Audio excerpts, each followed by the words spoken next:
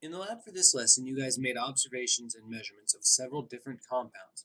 And of those, you had some molecular compounds and some ionic compounds, and they behaved rather differently. And we want to see why. And it gets back to the kinds of bonds that they have and the properties that will arise because of that.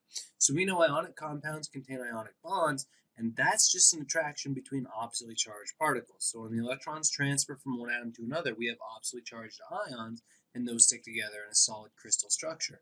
Now, a simple version of that is the plus minus, plus minus, plus minus, and then you have minus plus, minus plus, minus plus, minus plus, minus plus, minus plus. This is what I mean by crystal structure.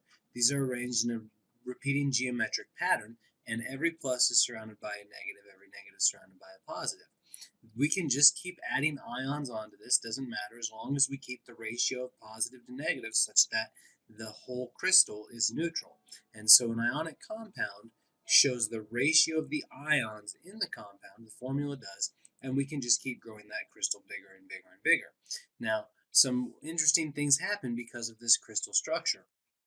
Um, these things are hard to melt. You have to give them lots and lots of energy because there's very strong forces of attraction between those oppositely charged ions. They're brittle though, and that gets back to the crystal structure because if I have plus minus, plus minus, minus plus, minus plus, plus minus, plus minus, and minus plus, minus plus, and somebody were to just come and hit this, just lots of force right there, what that does is that actually shifts these ions out of position. And so what I'll end up with is a layer that's lined up like this.